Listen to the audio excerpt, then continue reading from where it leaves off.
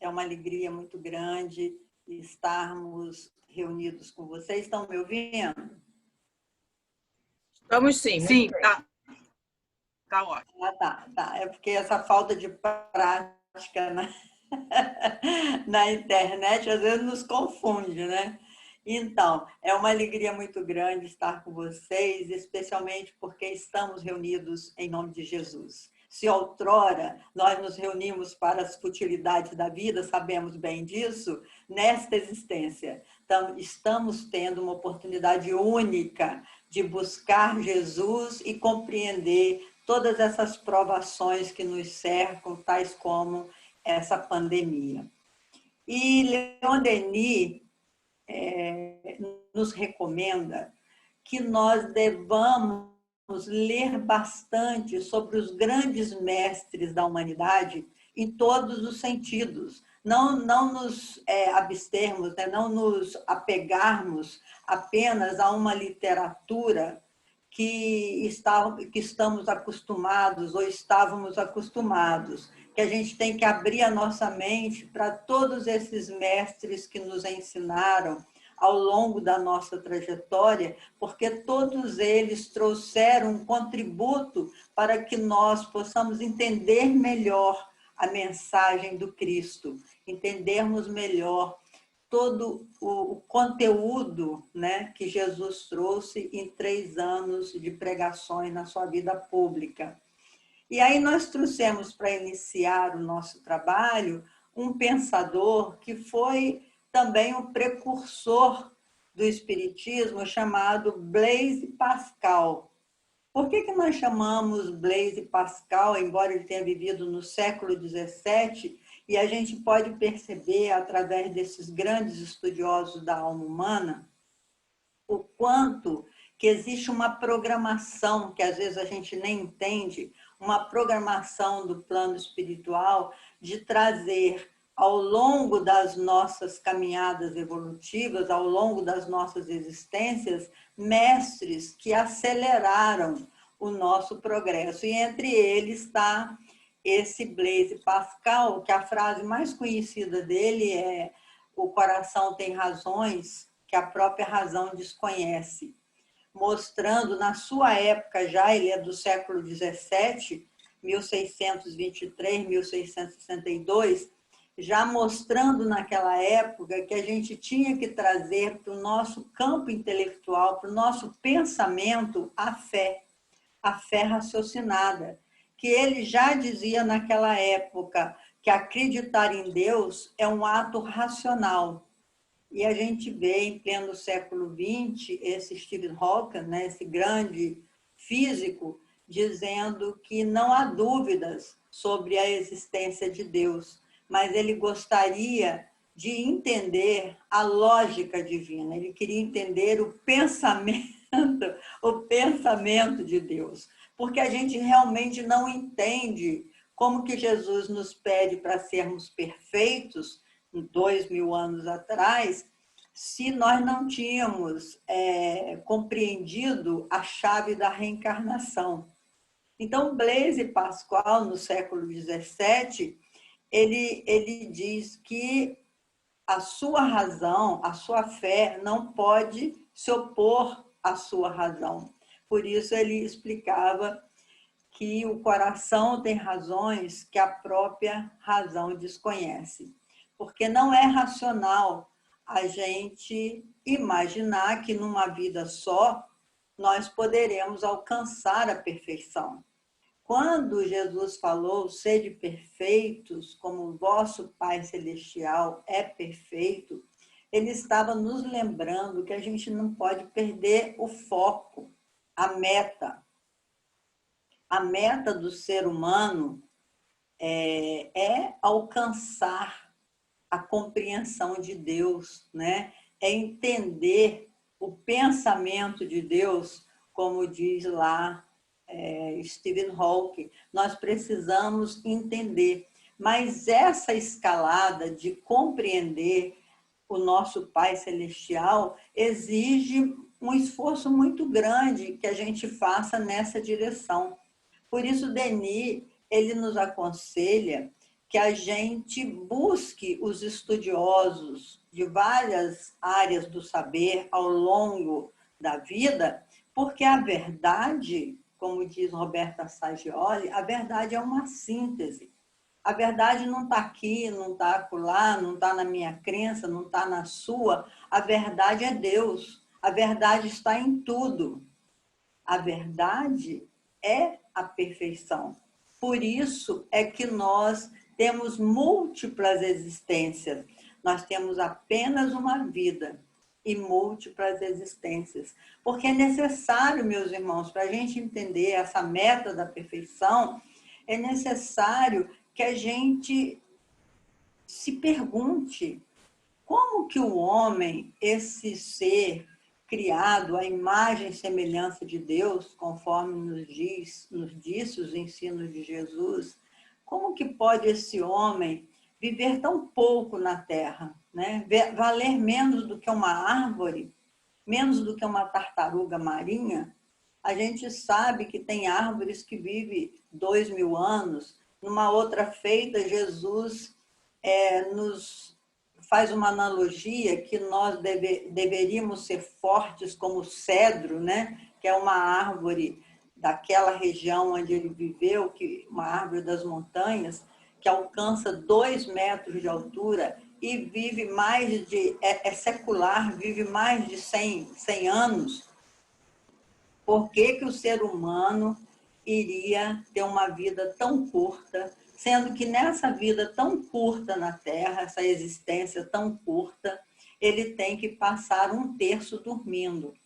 Nós precisamos de dormir. Se nós não adormecermos todos os dias, né, a gente enlouquece, a gente perde a saúde, a gente antecipa o nosso retorno para a dimensão espiritual. E uma crise muito comum que a gente vê nos dias de hoje, que é a depressão, é uma doença que alcança 10% da população mundial, não é pouca gente que está vivendo essa crise depressiva, ainda mais em termos de pandemia.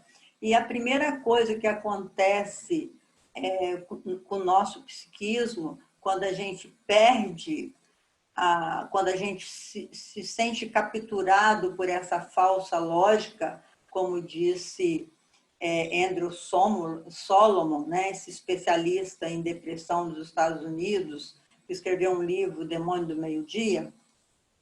Quando a gente entra nesse processo da depressão, é porque nós somos capturados por uma falsa lógica. Qual seria essa falsa lógica? É a história de que a gente se sente sem vontade de viver por conta de não nos amarmos. Aquela coisa, ninguém me ama, ninguém me quer, né? Que a gente cantava antigamente. Então, essa falsa lógica, eu não sirvo para nada, ninguém me ama, o que eu estou fazendo aqui, eu não pedi para nascer, todas essas questões sem respostas acabam virando uma ansiedade tão grande no psiquismo humano e ele perde o sono. A gente vê jovem hoje tendo que tomar remédio para dormir, jovem, até criança já nesse processo de não conseguir adormecer, porque não compreende as razões da sua própria vida, não tiveram uma estrutura psíquica que lhe permitisse entender qual é a razão da sua própria vida. Então, esse ser de perfeitos, Leon Denis recomenda que a gente pense nisso tudo e busque as respostas. Por isso é que a gente tem o texto de Jesus, batei e abri-se-vos-á, buscai e achareis. Então, nós temos que responder a essas questões, né, que nos traz tanta ansiedade, que nos tira o sono. São muitas preocupações que nós temos vivenciado. Por exemplo, nós estamos vivendo uma pandemia em que, se a gente sai para fora do nosso lar, do nosso recinto, a gente corre o risco de ser atacado por um inimigo invisível, que é a Covid-19, né? Então, por conta disso, os nossos netos foram afastados de nós, os nossos filhos nos visitam sem poder nos dar um abraço. Então, tudo isso precisa ser compreendido.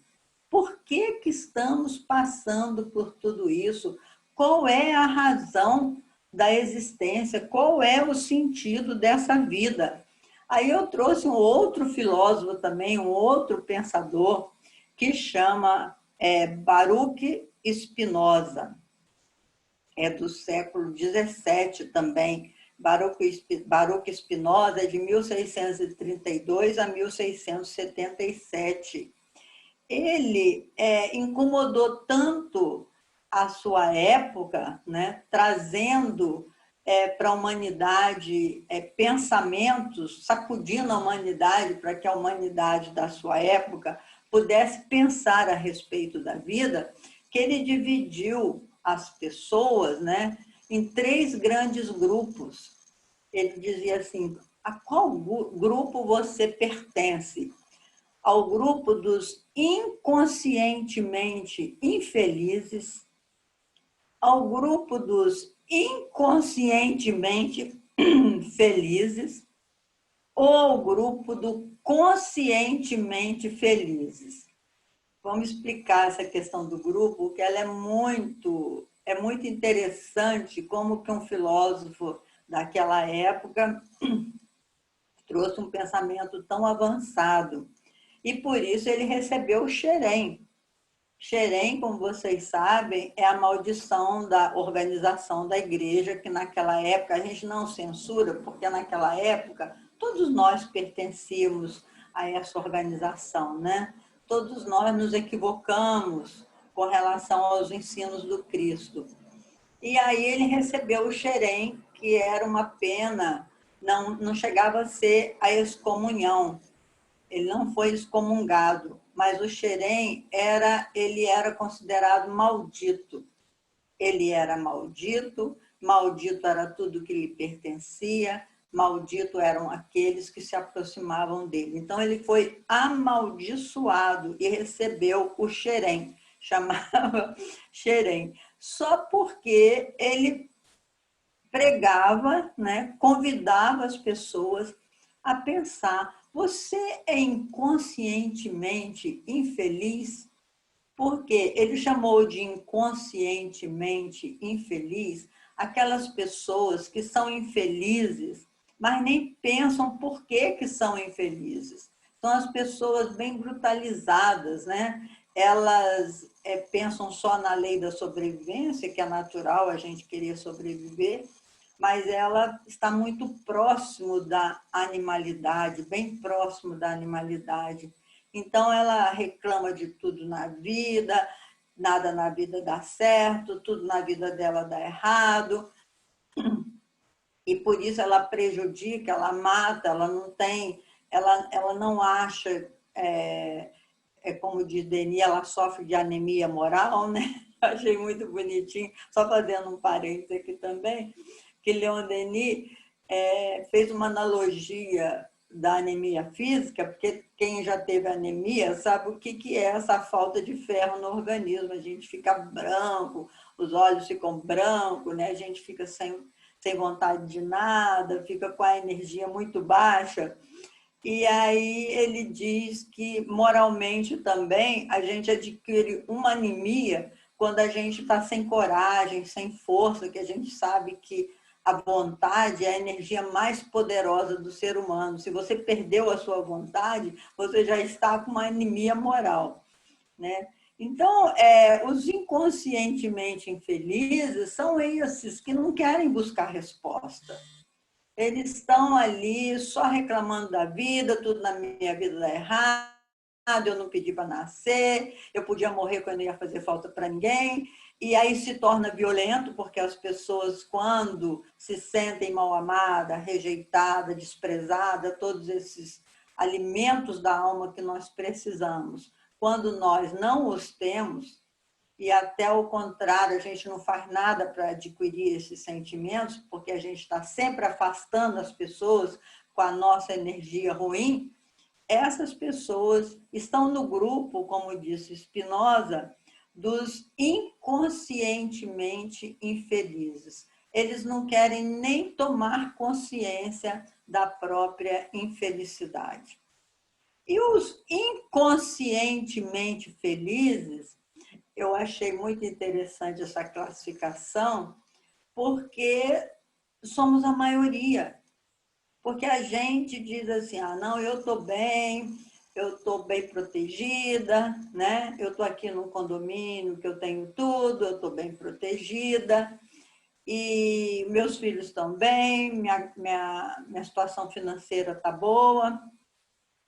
Então, eu não tenho que pensar no outro, é cada um por si, e salve-se quem puder. Nós estamos aqui no planeta, se a gente recebeu tudo isso, é porque nós merecemos. Os outros que não têm é porque não merecem. Quantas vezes a gente ouve falar assim, ah, não, fulano tem que se virar, é um preguiçoso, ele está passando por isso porque ele não consegue se virar, eu vim lá de baixo, trabalhei, consegui tudo. Ele que se vire e busque lá sair dessa situação.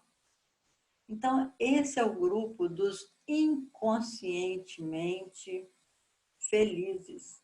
A pessoa não toma consciência do seu papel no mundo e que esse papel pode ser variado, né, meus irmãos? Esse papel, um dia a gente vai ter uma reencarnação de muita fartura, outro dia nós vamos ter uma reencarnação de penúria, e na raça branca ou na raça negra ou amarela, nós temos múltiplas existências, múltiplas experiências para chegarmos a uma consciência, como diz os estudiosos, uma consciência cósmica, a chegarmos a entender que a terrena está toda interligada. Nós não estamos só interligados aqui no nosso país ou aqui no nosso mundo, nós fazemos parte de uma grande complexidade que a gente realmente ainda não entendeu toda essa lógica pelo nosso nível evolutivo pequeno. Por que que nós estamos ainda nesse nível evolutivo tão pequeno, né? Nós estamos ainda tão presos ao nosso casulo e não soltamos as nossas asas como as borboletas fazem, né? Que a borboleta é o símbolo da espiritualização, porque ela é uma lagarta, fica se arrastando no chão, depois ela, com grande esforço, ela sai do seu casulo e abre as suas asas. E os espíritos fazem uma analogia com relação a isso, dizendo que essas asas são a asa da inteligência e a asa da moralidade, né? Como falou lá em cima Blaise Pascoal, nós temos que entender que a razão é muito importante para que a gente desenvolva, para que a gente se aperfeiçoe. A gente tem que saber o porquê de todas as coisas. E o Espiritismo traz essa resposta, essa invasão organizada de espíritos que sofremos no século XIX, como diz Conan Doyle, eles trouxeram a explicação mais aproximada do nosso nível evolutivo para que nós possamos compreender a razão de tudo isso. Então, os inconscientemente felizes somos nós todos, quando nos colocamos nessa posição de merecimento. Ah, nós temos merecimento, recebemos isso tudo. Claro que temos merecimento, mas o nosso irmão também merece. Mas por que que ele se encontra naquela condição? Então, nós temos que entender, ele se encontra naquela condição porque ele pediu aquela prova para aprender vencer determinadas paixões que ele não conseguiu vencer em existências anteriores. Mas isso não quer dizer que toda a prova que ele esteja passando é resultado de suas escolhas. Nós temos responsabilidade nas provas que ele está passando, porque nós, como seres coletivos, temos fracassado na dimensão dessa nossa missão quando nós somos capturados pelos valores da Terra, em que o mais importante é ter do que ser. Então, os nossos políticos, os nossos diretores, os nossos presidentes, de modo geral, ficam muito mais preocupados com o sistema econômico do que com o sistema educacional. Assim, meus irmãos, esse grupo que Baruch Spinoza coloca dos inconscientemente infelizes somos nós mesmos.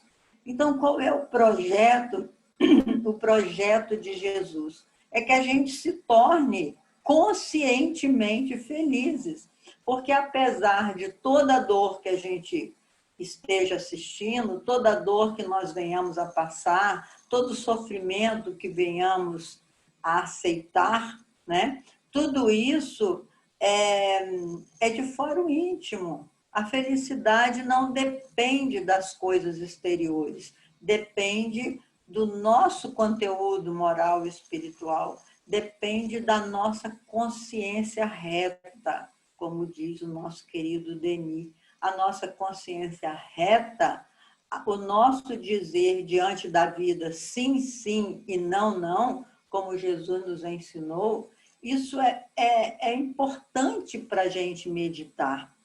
Então, assim, amar os inimigos, né? Para nós fizemos assim uns passos para, conforme os textos lidos, que nós devemos amar os nossos inimigos, devemos nos auto-perdoar e devemos praticar a verdadeira caridade. Para nós amarmos os nossos inimigos, porque Jesus falou, que vantagem tem você amar o seu inimigo? Não tem vantagem nenhuma, porque existe a troca, né? Aos nossos amigos, a gente dá um presente, porque a gente sabe que eles também vão nos dar um presente, existe sempre uma troca. Agora, amar os inimigos, você não vai receber nada em troca, ao contrário, vai receber incompreensão, intolerância e raiva, porque o inimigo de hoje foi seu parceiro no passado. Então, Denis fala, o bandido de hoje vai ser o sábio de amanhã, porque essa é a escalada evolutiva que todos nós percorremos. De modo que, para amar os nossos inimigos, os espíritos dizem, não é tratá-los como se fossem o seu amigo, mas é não querer a eles nenhum mal e compreender o nível evolutivo em que cada um de nós se encontra. Não que nós estejamos melhores do que eles, não estamos. Todos nós temos luz e sombra dentro de nós mesmos. As sombras são as nossas paixões que nos dominam, e entre elas o egoísmo e o orgulho. Por isso Jesus também falou, se os seus olhos forem bons, todo o teu corpo terá luz. Mas se os seus olhos forem ruins, todo o teu corpo estará em sombras. Jesus nos mostrando nesse texto que depende do nosso olhar para o mundo. O nosso olhar é esse entendimento do conhecimento que ilumina a nossa forma de ver. Temos que abraçar o conhecimento. Daí o Espírito Verdade dizer amai-vos e instruí-vos, ou instruí-vos e amai-vos. São dois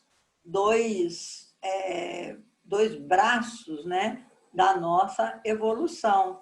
Então, amar os inimigos é fazer todo o bem que nós pudermos para ele. Aí eu trouxe um exemplo que eu acho muito bonitinho, vocês já devem conhecer também, que é do Chico, contando do cachorrinho dele, que a vizinha incomodado com seu cachorro, que ele não tem lembrança se o cachorro incomodava demais o vizinho, mas deveria incomodar, porque o vizinho botou uma carne envenenada e matou o seu cachorrinho. E ele ficou muito aborrecido com aquilo. Imagina que a gente que tem bichinho de estimação, saber que o vizinho foi lá, deu um veneno para o bichinho e não falou nada, simplesmente decidiu brincar de Deus e matar o cachorrinho dele. E ele ficou muito indignado. E aí Emmanuel percebeu: Chico, o que é isso? O que você está tão aborrecido assim? Aí o Chico contou, todo choroso, né, naqueles lindos casos de Chico Xavier. Aí Emmanuel falou assim com ele: só tem um jeito de você acabar com essa sua dor, porque não adianta, você estar aprisionado e está aprisionando o outro, porque o nosso corpo é todo feito de energia, né? Aliás, eu quero lembrar outro pensador, só fazendo também aqui um parágrafo para a gente entender essa questão da energia, que é Mesmer, do século XVIII, 1733 1815. Mesmer, já naquela época, século XVIII, ele dizia: sabemos que o nosso corpo é formado de energia irradiante, goza da propriedade análoga ao do ímã, campos magnéticos com força de atração e repulsão. Quanto mais doamos, mais recebemos, porque fazemos circular a energia corporal. Então, esse grande pensador também, que é o precursor do hipnotismo, né, que surgiu o mesmerismo, para depois nós compreendermos o hipnotismo. Entendemos até o transe através dos estudos de Mesmer, Anton Mesmer. Então, esse grande pensador e estudioso, ele nos mostra que Emmanuel tem razão quando falou com o Chico: você está aprisionado, Chico, com essa raiva que você dá da vizinha, você está irradiando para ela, né? Irradiação, atração e repulsão, você está irradiando para ela todos esses fluidos ruins do seu lado sombra. Você tem que arrumar um jeito de se libertar e libertar a vizinha. Aí ele lembrou que a vizinha, não sei, que alguém informou para ele que a vizinha precisava de uma máquina de costura. Ele fez um crediário com o salário pequeno dele para pagar em 20 vezes uma máquina de costura e levou de presente para a vizinha. E a vizinha ficou tão sensibilizada, tão agradecida, que ele rompeu esse círculo vicioso de dor. Ele rompeu ali quando ele manifestou ou demonstrou para sua vizinha que ele era capaz de amá-la, apesar de ter sido prejudicado por ela com relação ao seu afeto, ao seu cachorrinho. Mas ele nem nunca falou nesse assunto, ele simplesmente entregou para ela de presente, sabendo que ela estava precisando e que ele fazia questão de lhe dar de presente. Então, é assim que é o caminho da nossa perfeição. Nós temos que aprender a nos desvencilhar dessa energia corrosiva que nos machuca a alma e machuca os nossos irmãos, se a gente tem alguma pendência com relação a algum irmão, que a gente possa lembrar do cachorrinho do Chico, tá? Para a gente fazer diferente, mandar energias, fluidos diferenciados, capazes de nos doar um pouco mais para a gente vencer esses reencontros do passado que tanto magoam na nossa vida presente. O auto-perdão.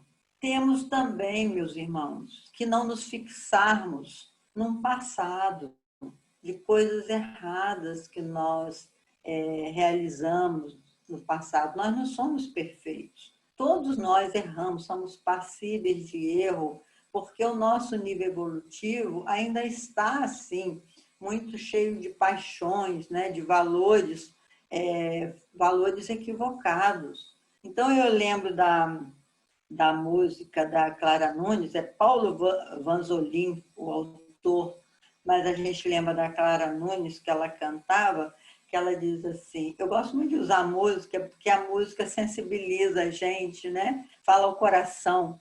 Ela diz assim, chorei, não procurei esconder, todos viram, fingiram, pena de mim não precisava, ali onde eu chorei, qualquer um chorava, dar a volta por cima que eu dei, quero ver quem dava. Um homem de moral não fica no chão, nem quer que mulher lhe venha dar a mão, reconhece a queda e não desanima. Levanta, sacode a poeira e dá volta por cima. Então, assim, é muito lindo isso. Porque quando você fica com uma pena de si mesmo pelos erros que você cometeu, pelas quedas que você teve, eu fico imaginando até, meus irmãos, o jogador de futebol quando perde um pênalti.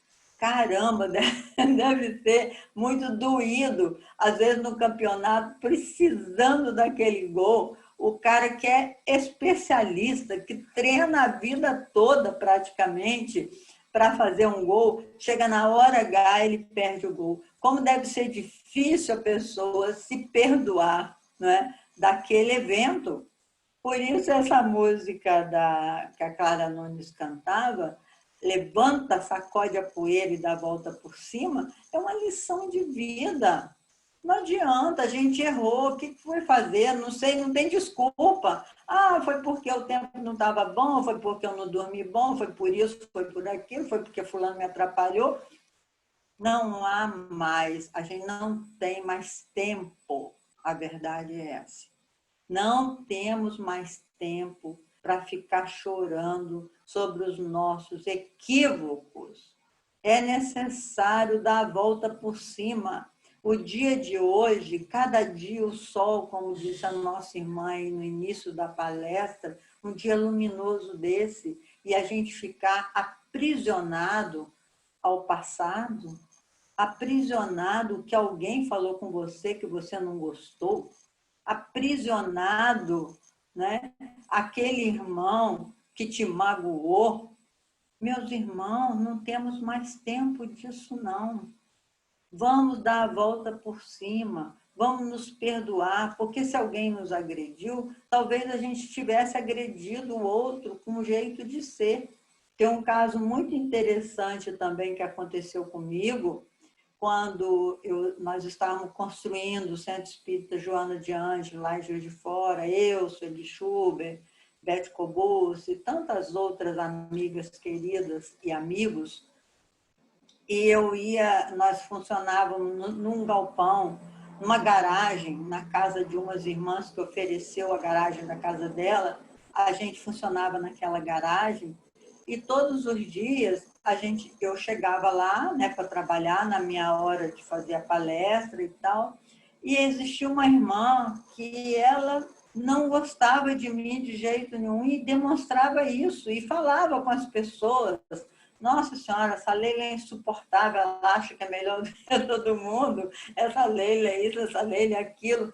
E eu ficava quieta, eu ficava engolindo aquilo tudo em nome, né, da nossa fraternidade ali, nós trabalharmos juntos.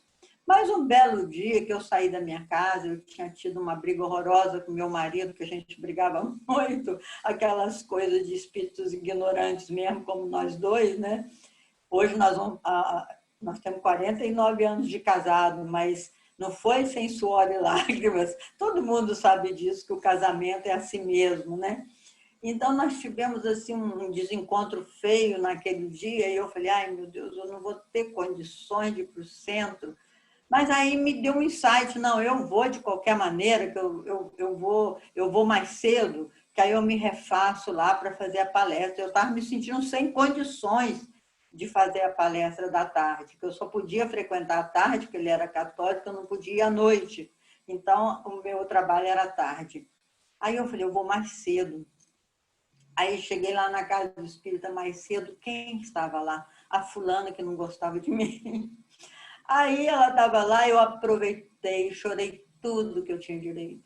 Porque aí eu chorava não só porque eu estava magoada lá em casa, mas também eu chorava porque eu olhava para ela, porque eu falava assim para mim, só faltava essa agora, né? Agora que eu vou levar mais paulada aqui. E aí eu chorava, e chorava, e chorava. Gente, surpreendente. Ela veio ao meu encontro, me abraçou, me aconchegou e falou assim: Leila, eu nunca fiz segredo, que eu não ia com a sua cara. Mas agora eu estou vendo que você é gente que nem nós. Só porque eu estava chorando.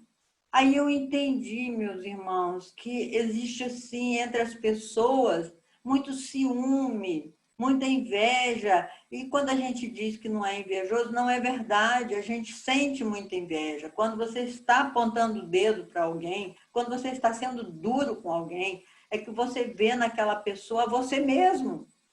Você vê os defeitos dela porque você os tem. Então é muito interessante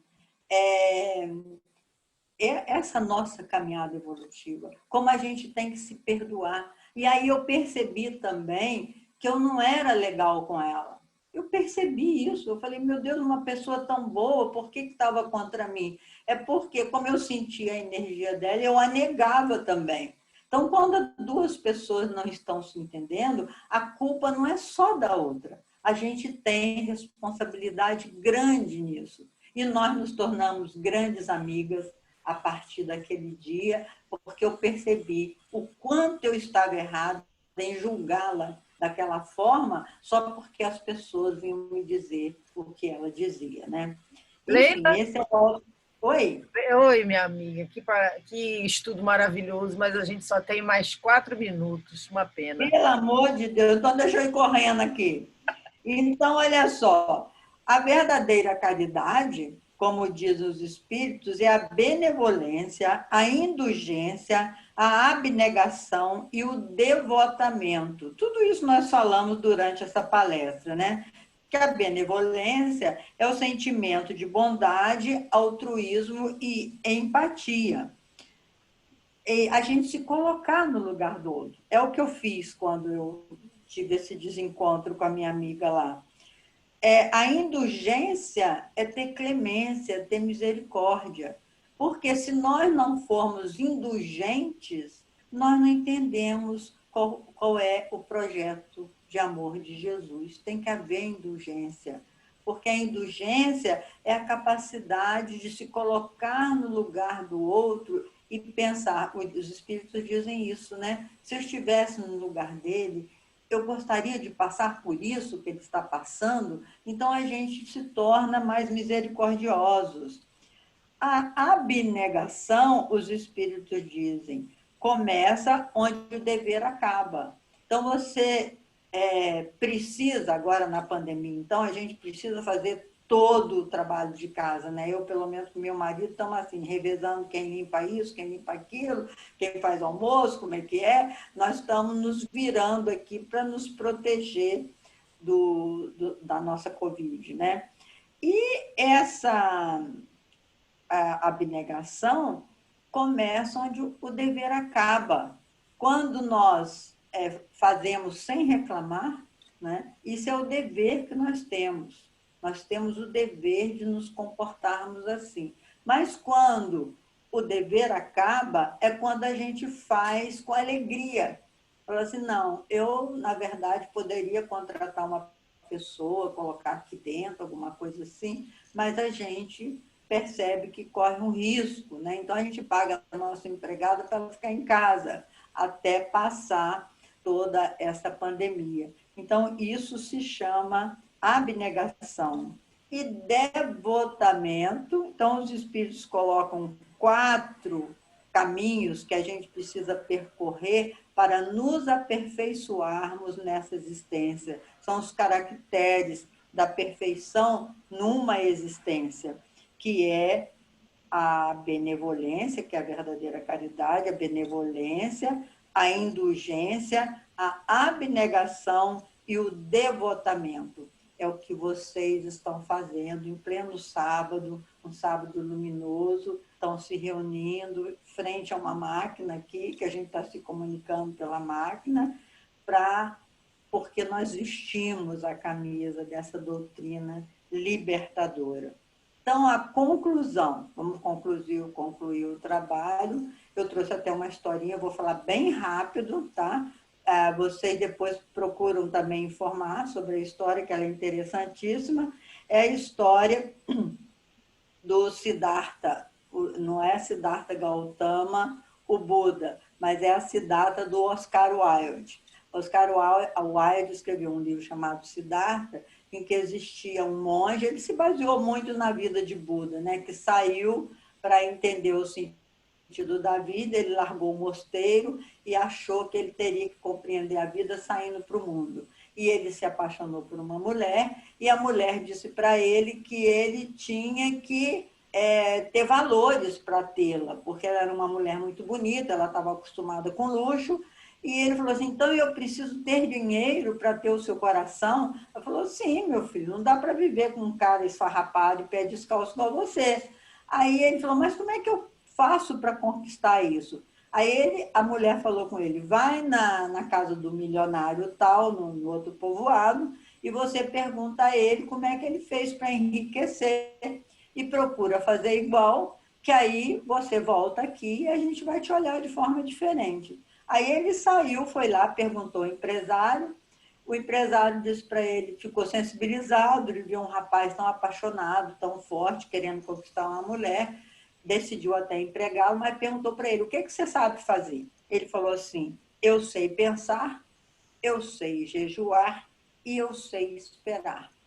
Aí o empresário morreu de rir. O que você faz com isso, meu filho? O que eu vou fazer com você se eu sei pensar, eu sei jejuar, eu sei esperar? Ele disse assim, eu sei pensar. Quando eu digo eu sei pensar, é que eu sei buscar a melhor solução para cada coisa. Eu paro para pensar nas decisões que eu preciso tomar. Eu sei jejuar porque eu domino as minhas paixões. Eu não sou movido pelas minhas paixões. Eu sou movido, depois que eu pensei bastante, eu sou movido a fazer alguma coisa. Eu sei jejuar, eu sei esperar o momento certo, né? E eu sei esperar exatamente isso. Ninguém vai no quintal e vê lá uma planta que já virou uma árvore de um dia para o outro. A semente gasta um tempo para brotar, para se tornar uma árvore frondosa. Então, eu sei esperar o momento certo. Eu sei que as coisas custam a germinar e eu sei o momento de colher.